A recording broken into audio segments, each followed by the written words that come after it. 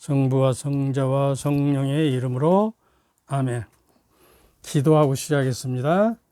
오늘도 성령의 감도와 그 작용을 우리가 감지하는 영적 감각이, 영적 오감이 듣고 영혼의 눈으로 보고 영혼의 귀로 듣고 하는 청각이 발달하려면 어떻게 해야 하는 건지, 많은 사람이 성령을 모셨다고 하면서도 그 세심한 촉각이 없기 때문에 그렇게 되거든요.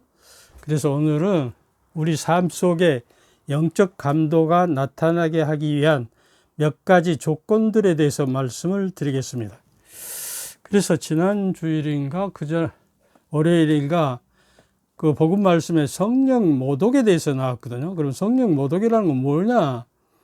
마르코복음 3장 28절부터 30절에 보면 내가 진실로 너에게 말한다. 사람들이 짓는 모든 죄와 그들이 신성을 모독한 어떠한 말도 용서받을 것이다. 그러나 성령을 모독하는 자는 영원히 용서를 받지 못하고 영원한 죄에 매이게 된다. 영원히 용서받지 못한다는 거예요. 왜 그러냐? 이 말씀을 하신 것들은 그 예수님이 병자를 고쳐주고 죽은 이를 살리고 또 그 앉은 밤에 여러 가지 기적을 했는데도 불구하고 예수님께서 더러운 영이 들려서 그랬다는 거예요. 그러고 말하기를 예수님이 마귀 두 우두머리에 힘을 빌려 마귀를 쫓아낸다고 하는 거예요. 그러니까 예수님께서 아니 마귀의 나라도 서로 갈라서 싸우면 그 나라가 망한데 그러는 법이 없다. 이 성서에는 이사야서인가요? 예언되어 있죠. 메시아가 와서 그 절름발을 낳게 하고 또 가난한 이를 일으키고 눈먼 자를 낫게 하고 그 여러 가지 기적을 행하며 메시아임이 표적이니까 그분을 메시아로 알아들어라 이렇게 했음에도 불구하고 그 율법학자들은 그걸 동의를 못하는 거예요. 왜 그럴까? 성령의 활동을 받아들이지 못하는 것은 그들의 완고함, 마음이 굳어버려서 그렇게 되는 것이에요. 예수님께서는 성령을 지니고 계시는 분이에요. 마르코복음 1장 10절에 보면 요르단강에서 세례 요한에게 세례를 받을 때 하늘이 열리고 하늘의 음성이 들려 이는 내 사랑하는 아들 내 아들이다. 그의 말을 들어라. 그러면서 비둘기 모양으로 성령이 예수님께 내려오셔서 성령님을 계시고 함께 더불어 계신 분이에요. 사실은 성부 성자 한 분만 우리가 모셔도 삼일체를 다 모시고 있는 것이에요. 그래서 이제 예수님 메시아로서 착자식을 하게 되는 거거든요. 근데 성령의 힘으로 아버지께서 주신 직무를 수행할 수 있도록 그렇게 되는 거예요. 성령으로 병을 고치시고 마귀를 쫓아내시며 그 행위의 근본적인 의미는 죄를 용서하는 것이다 그 말이에요. 그럼에도 불구하고 죄는 야외 하느님만이 가능하다고 부르짖으면서 예수님의 신성을 하느님이심을 부정하는 것이거든요. 그래서 곧 성령의 행위는 죄의 용서이기도 하고, 그런데 율법학자들은 죄 용서하는 성령의 행위를 거부합니다. 비록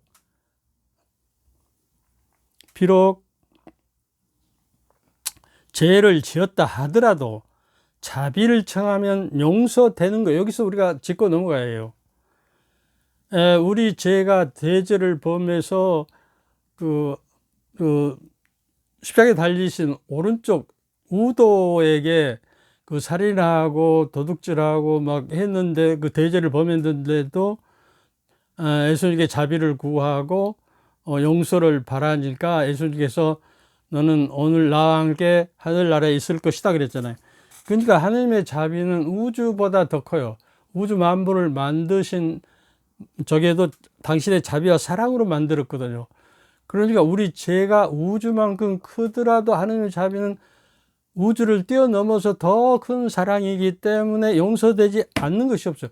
참다운 참회와 회개가 이루어지는 한 용서는 되는 거예요. 그러니까 우리가 서로 신자들이 만나면 뒷담화하고 이렇게 남을 판단하고 심판하잖아요. 그런 일은 큰일 납니다. 프란치스코 교황님께서는 뒷담화는 말이죠. 서로를 멀리하고 용서를 하지 못하게 만들면 상대에게 테러를 하는 게 아니고 상대가 방어하기 전에 폭탄을 터져서 멸망시키는 것이다. 이렇게 무시무시한 말씀을 하시거든요. 그런데 우리는 그냥 표면적으로 어떤 사람을 그냥 지나치면 보면서 그 사람은 어떨 것이라고 단정하고 판단 내려버려. 심판 내려버려요. 심판은 하느님의 몫이요. 인간은 감히 누구를 심판하지 못하는 거예요. 남을 심판하면 내가 심판을 받아요. 아시겠어요? 알았어요? 그래서 우리 사제 생활도 그래요. 사제들이 큰 스캔들을 범해서 면직을 당하면 다른 사제들이 그것을 미워하고 단죄하고 소외시켜 버리는데 그게 아니에요. 면직 당해서 회개하고 진정으로 참여하고 보수하는 마음으로 살아가는 그에게 하느님의 자비는 작동을 합니다. 그래서 아무리 큰 대죄라도 사제가 지은 죄도 하느님의 자비가 더 크기 때문에 용서되어지는 거예요. 누구를 그러니까 미워할 이유가 없는 거예요. 내가 그 사람을 미워하고 어떤 단점을 저기에서 미워하는데 내일 모레 또 오늘 또 참여해서 용서받아서 새 사람으로 거듭났는지 누가 압니까? 그래서 함부로 남을 판단하면 심판하면 내가 심판을 받습니다. 이렇게. 그래서 오늘 우리도 성령을 모독하고 있지는 않은가. 성령을 도외시하고 성령의 감도하심을 인도하심을 무관심하고 따르지 않으면 영성이 형성되죠. 성령으로 말미암아서 하느님의 자녀됨 다 되고 하느님의 모습을 닮아서 하느님화되는, 신화되는 거예요. 아우스틴 성이 말씀하셨어요. 하느님의 인간이 돼서 그리스도가 된 거는 그리스도의 인간성을 통해서 우리가 그리스도의 신성을 통해서 하느님화, 신격화 되기 위해서 오신 것이다. 이렇게 이야기를 하거든요. 그래서 성령의 역사하심은 창세기부터 시작합니다. 창세기 2장에 보면 말이죠. 한 처음에 땅은 아직 꼴을 갖추지 못하고 비어 있었는데 어둠이 시면을 덮고 하느님의 영이 그 물 위에 감돌고 있었다. 디나미쿠스 아주 다이나믹 폭발이 엄청 이 우주보다 큰 하느님의 영이 감돌고 있는 거예요. 하느님의 말씀이 떨어지기를 기다리고 하느님께서 말씀하시고 성령이 계시고 삼위일체가 이제 창조를 하는 거예요. 사실은 하느님의 말씀으로 세상이 만들어졌지만 하느님의 말씀이 작동될 때 성령의 힘을 작용해서 이제 완성이 되는 거예요. 창조가. 그리고 하느님은 창조하시고 예수님은 이제 구원 사업을 하시고 성령은 성화 사업을 하면서 인간을 하나님 모상답게 완성시키는 거예요. 그러니까 창조 때부터 성령은 저기를 하십니다. 그러니까 우리가 미사를 드릴 때 무엇부터 먼저 말씀하냐 그러면 성서 말씀부터 말씀해요. 성부와 성자 성령의 이름으로 하고 고린토후서 13장 13절의 말씀. 우리도 예수 그리스도에서 은총이 여러분과 함께 또한 사제의 하나님의 우리도 예수 그리스도 은총과 하나님의 사랑과 성령의 친교가 여러분 모두와 함께 그러면 또한 사제와 함께 사제의 영과 함께 그러잖아요. 그러니까 미사도 성부 성자 성령의 사랑과 은총과 친교와 일치를 이루도록 하고 우리가 시작을 하는 거예요. 그 목적을 놔두고. 그래서 이 미사가 구원을 이루고 구원의 징표가 되는 거예요. 구원의 그 보증이 되는 거예요. 그래서 우리가 미사를 끝나고 일상으로 돌아가면 삼위일체의 그를 살아내야 하는 거예요. 삼위일체는 뭐냐 그러면 아까 이야기했죠. 그리스도의 은총과 하나님의 사랑과 성령의 징교 일치. 그러니까 사랑, 은총, 징교, 또 창조, 그 구원, 성화, 이 6가지의 내용이 내 내면화돼서 내 일상의 삶에서 관계 속에서 그것이 무르익어가고 현실화돼서 체험되어서 우리가 인식하고 깨달아 알아듣게 되고 확신하게 된단 말이죠. 그래서 미사 시작 이전에 고린토후서 13장 13절을 우리가 같이 외우고 그걸 다짐하는 것이요. 하나님의 사랑과 그리스도의 은총과 성령의 칭교도 내가 하겠습니다. 이 미사의 은총을 받아서 이런 이야기가 되는 것이거든요. 그래서 그 통상문에는 그렇게 돼 있어요. 미사 통상문에 성체와 성혈을 축성하신 후 주례사제는 성방과 그 성작을 들어 높이면서 그리스도를 통하여 그리스도와 함께 그리스도 안에서 성령으로 일치되어 하나님께 찬미의 영광을 바칩니다. 그런 거예요. 하나님께 찬미의 영광을 바치도록 인간이 만들어졌어요. 그런데 그리스도 안에서 그리스도와 함께 그리스도를 통해 성령으로 일치가 이루어져야 된다는 거예요. 근데 과연 우리 신자들이 성령으로 똘똘 뭉쳐서 사랑 안에 일치를 하고 있느냐는 거예요. 그러지 못하면 성령을 간접적으로 어떤 의미에서 모독하고 있다고 생각이 되는 거예요. 그런 신자들이 우리 교회 안에 태반을 차지하고 있다면 그거는 성령이 머무르시는 교회가 아닙니다.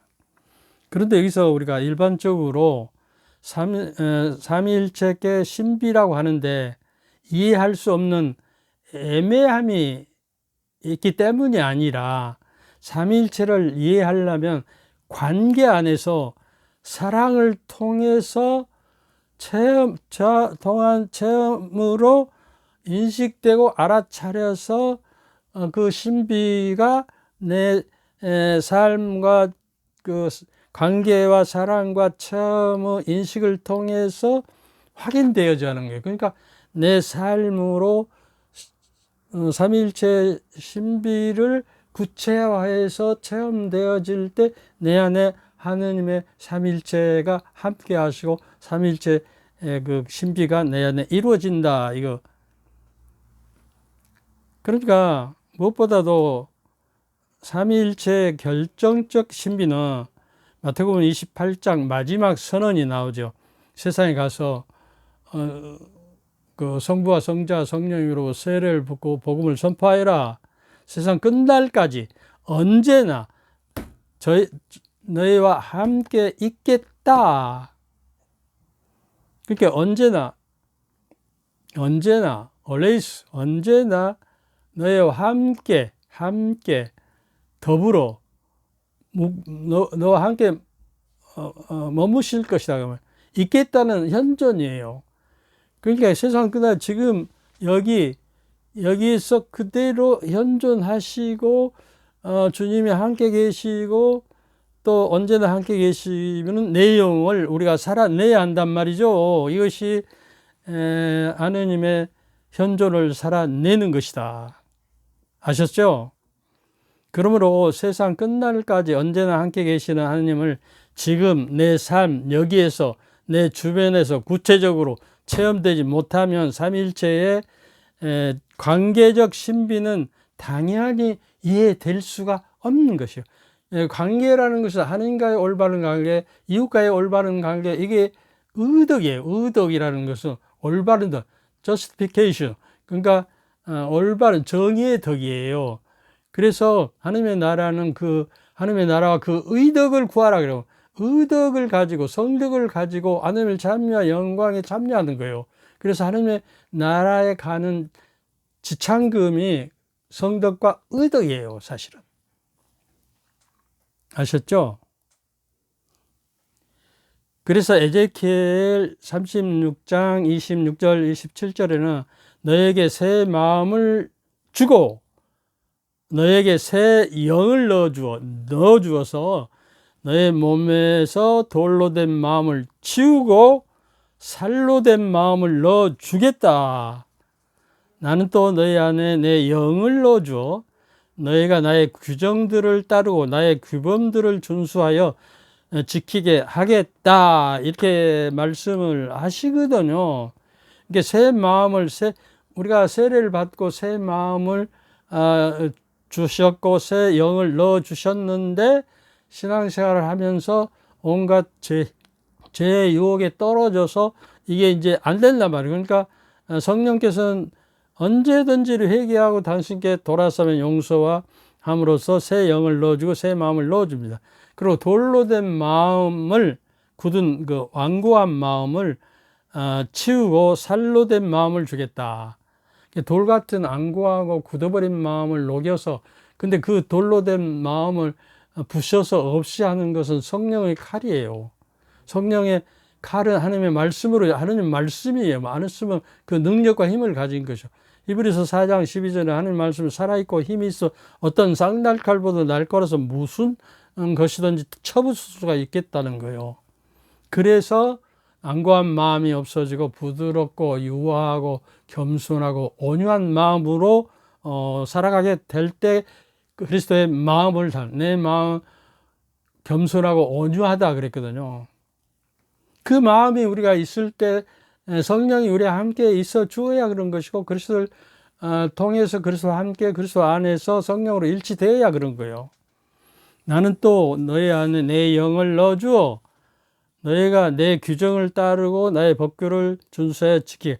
그게 성령을 넣어주셔서 성령에 충만되어 있어야 계명을 지키고 하나님의 말씀을 따라서 하나님의 뜻대로 살아낼 수가 있다는 게, 성령이 없으면 불가능한. 그게 성덕이라는 것은, 우리 성화라는 것은 성덕이 이루어지는 결과다, 이렇게 본다는 것이죠. 아셨죠? 고린도후서 4장 16절 18절에는 그러므로 너희는 낙심하지 않습니다. 우리는 우리의 외적 인간은 쇠퇴해 가더라도 우리의 내적 인간은 나날이 새로집니다. 그 누구 노래요? 만남에서 그러잖아요. 우리는 늙어가는 것이 아니라 익어가는 것, 성숙해 가는 것이다. 이게 우리는 이제 젊었을 때 그 아름다움과 그 활력이 없어지고 늙으면 쇠퇴하고 낡아져서 쭈글쭈글하고 볼품없이 되어가는 것.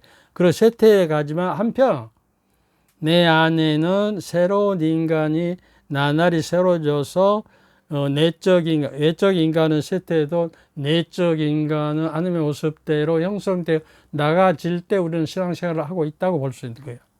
근데 영성생활, 하나님의 그 뜻에 따라 영성생활을 한다는 것은 육에 따라서 세상 것, 어떤 세상의 욕심과 집착에서 벗어나서, 그러니까 세상 것들에게 아무리 깊숙이 알면 세상 쪽으로 빨려 들어가 버려요. 세상에 가라앉아, 물속에 가라앉듯이. 그러니까 세상 일에 기쁘게 해주고 어떤 강론을 하도 하나님 복음 말씀을 하나도 안, 복음을 선포하라고 불러주는데 복음 말씀을 하나도 안 하고 세상 그 인문학적인 재미로 그냥 팍팍 알아듣게 그냥 쏙쏙 들어. 이거는 세례 받기 이전에 선교단체, 선선교단체라고. 그럴 때 이렇게 이야기하는 것이. 그 다음에 이제 은총으로 넘어가기 위해서는 초자연적인 신앙의 신비와 삼일째 신비, 또 파스칼 신비를 접근해서 점점점 우리 아까 이야기했죠. 관계 속에서 구체적으로 일상의 삶에서 생활되어지고 그것이 이해되어지고 그다음에 확인되어져서 점점점 하나님의 그 신비 안으로 우리가 들어갈 수 있다는 거예요. 그런 게 어렵게 생각하면 늘 듣고 늘 되새기고 하나님의 말씀을 늘 되새기는 자는 그 가르침을 시편 1장에 나오죠. 1장 2절 하나님의 말씀을 날마다 되새기는 사람은 나무가에, 물가에 심어진 나무처럼 잎이 풍성하고 열매를 제때 주며 그 사람이 하는 일을 잘 되게 해주는, 하느님의 가르침과 말씀을 늘 되새기고 살면 우리가 하는 일도 하나님의 말씀의 능력과 힘으로서 잘 되게 해주는 거예요. 그러니까 우리가 지금 겪는 일시적인 가벼운 환난이나 고난도 우리가 하나님의 영광에 이르기 위한 하나의 수단과 도구로서 우리에게 주어진 선물일지도 모르니까 그걸 우리가 무릅쓰고 이겨내야 한다는 거예요. 보이는 것이 아니라 18절 보이지 않는 것을 우리가 바라기 때문입니다. 보이는 것은 잠시뿐이지만 보이지 않는 것은 영원합니다.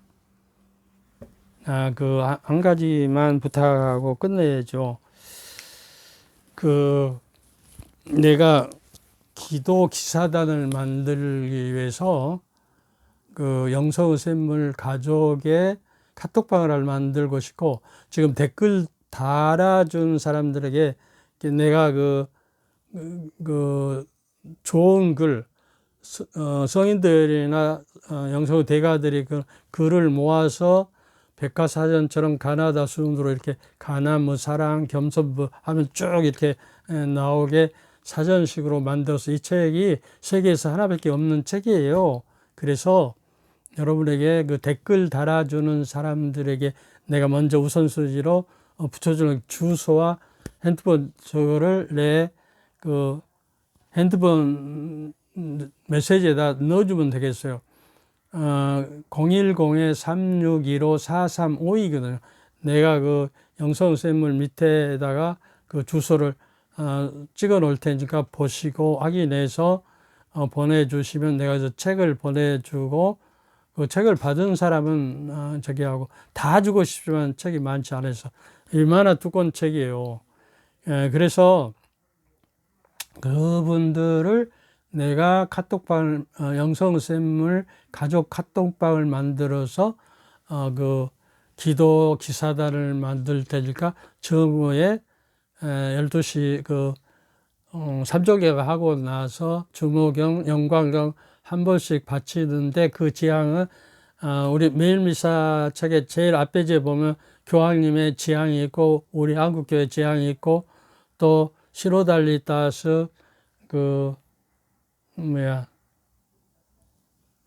참여와 사명과 친교가 잘 이루어져 공의가 잘 되도록 하는 마음으로 함께, 기도는 이렇게 품앗이에서 자기가 자기를 기도하면 안 돼요. 그리고 여러분들 내가 그 재앙을 기억하고 그 재앙을 미사 드릴 때 보고 나면 여러분 재앙을 미사에 하늘께 보고 나는 거예요. 사제는 하는 백성과 하나님과의 중재, 예수님도 중재자시에요. 예수님도 하나님의 오른편에 앉아 계셔서 우리를 중재하고 있는 거예요. 우리를 기도하고. 그래서 주께서 여러분과 함께, 또한 사제의 여러분과 함께, 전능하신 천주 성부와 성자와 성령께서는 여러분과 여러분 가족 모두에게 축복을 내리시어 길이 머물게 하소서. 아멘. 감사합니다. 감사합니다.